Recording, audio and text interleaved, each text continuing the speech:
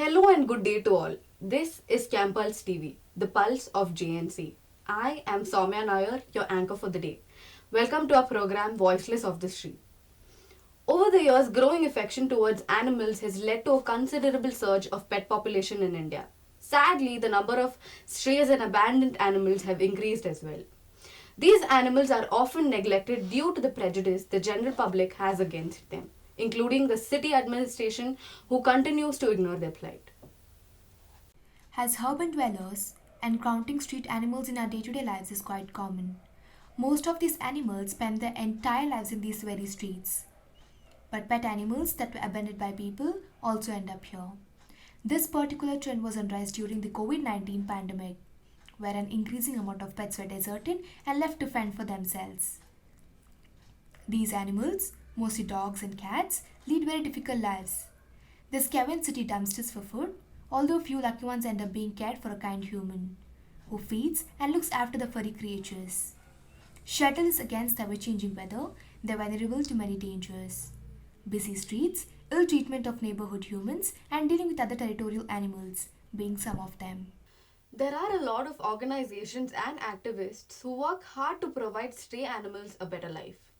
Among the many such animal welfare organizations across India is Animal Right Fund Rescue Center in Kengeri, which houses around 310 dogs.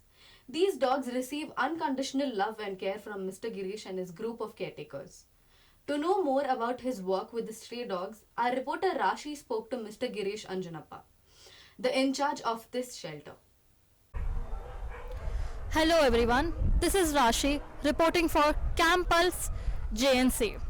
Here we have with us Mr. Girish, a prominent animal rescuer in Bangalore.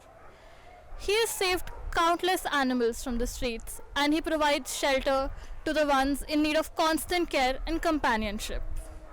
Hello sir, thank you for joining us today. Okay. Can you tell us a little about your animal shelter? So basically this shelter is it's called as Animal Rights Fund. So we usually pick up the dogs which are in the street, met with a accident or age related or abandoned, which needs more of medical support. And sometimes they need a permanent residence shelter. Sometimes after they become all right, we're going to send them back to the same spot. And we have almost around 310 to 312 dogs right now. Today's count is that much we are having. Can you tell us what inspired you to get into this line of work in helping so many dogs? There's nothing, any inspired, nothing happened. It came from my own, inside my heart. I didn't see somebody doing it or I didn't happen like that. But I came to know that the way these animals are suffering from food to water to stay and all that, no? Then I thought about let me do something for this guy. So we started with a small thing. Now it's become a big family. Can you tell us a little about your rescue operations? Any prominent rescue stories that come to your mind that you would like to share with us today? We've been mostly we've been rescuing the dogs, which is near to our where I stay, where is our center. So just an half an hour drive we goes to pick it up. But we have gone to rescue a dog which was almost 300 kilometers, which was near to Chennai. And that was a train accident case. The dog was lying on the railway track for almost for 12 hours. And nobody came to help the dog. So we had to drive from Bangalore, go and pick it up. And his both legs were crushed on the track. So we got him treatment in, I think in Jiva Hospital. Then after surgery he came back. Now he's happily settled with us. So those are type of dogs which we have rescued. And recently we rescued a puppy which was fallen in a borewell. So can you tell us about some of the challenges you faced during COVID, during the lockdown? Anything specific that comes to your mind?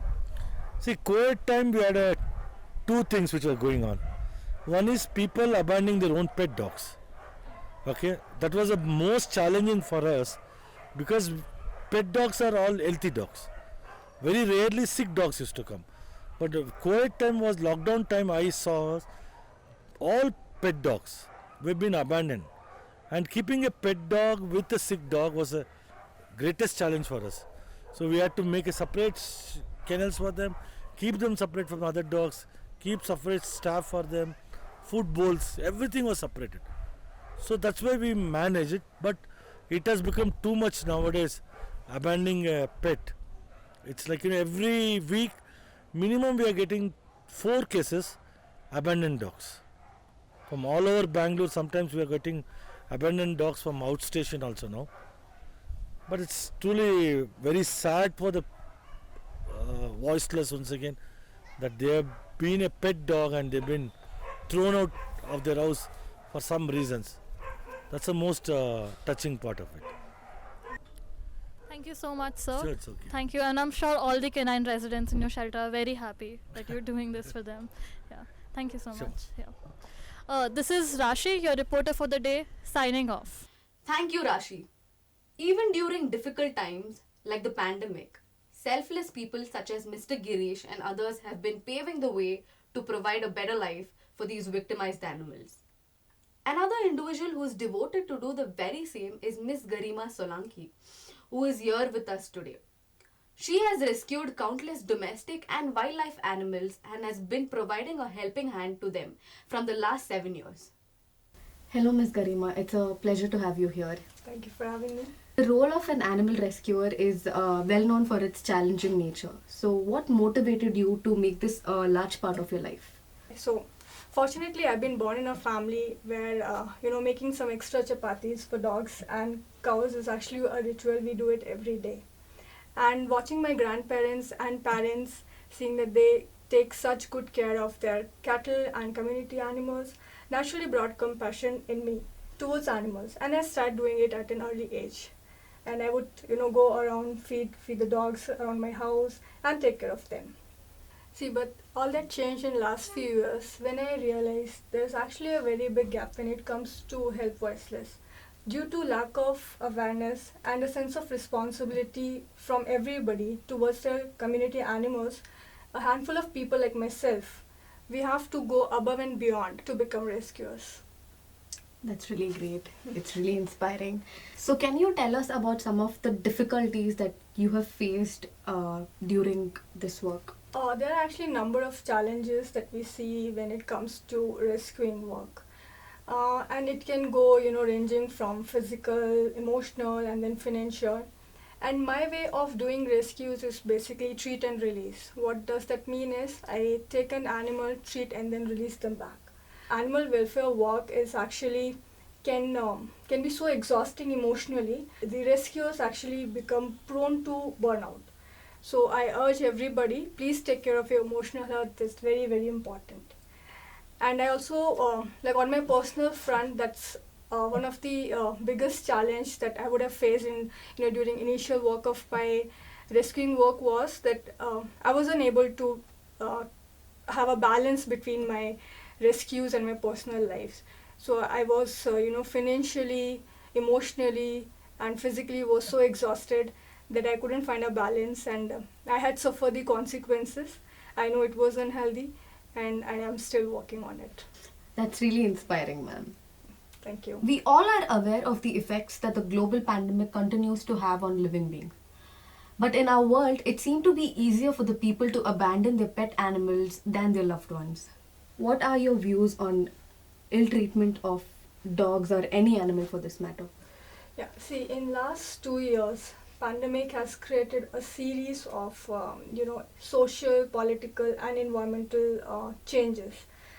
But yet, the focus remain on us humans, and the animals, they are completely out of the picture. But yeah, having said that, ill treatment of the animals, it is actually unacceptable. And during pandemic, the number of abandoned cases is horrifying. Okay, and the reasons were giving was that the pet might, transfer the novel coronavirus to them, which was completely baseless. And the main reason I see why people think that they can ill-treat an animal is basically poor enforcement and weak laws. Okay, that is the primary reason. And Apart from that, I would say, poor moral values and ethics. Like, you would not do that to your own kid, right? You would not say that I am moving abroad and I can't take my kid with me. Do you have any suggestion for people like us who can contribute by doing even a bare minimum to help these stray animals? Yeah, actually, there are number of things that you can do, because it's obvious that not everybody can go on the roads and start rescuing. So for people, they can start with volunteering. You can go to a local shelter. Probably you can take your kids. I will request all the parents, they can take their kids for a play date. Then you can go on to donate. You can donate to your local shelters. And then also a very important thing is report. If you ever see an injured animal or any cruelty case, you should report them. You should try to help them. Another important thing is adopt. You can adopt, but adopt only when you are prepared to commit, because in terms of a dog, it's actually a commitment of at least 14 years, and again in terms of cat, it goes from 20 to 25 years. So only adopt if you are planned or willing to commit. The current situation really calls for an action awareness on our part. So thank you, Miss Karima, for joining us. Thank you for giving me this wonderful opportunity where I could share my experiences and present my views. And I would like to end this interview with a quote from Mahatma Gandhi: "The greatness of a nation and its moral progress can be judged by the way its animals are treated." Thank you so much. That's all we have for you today. This is your anchor Soumya with camera person Lavanya signing off. Thank you and have a good day.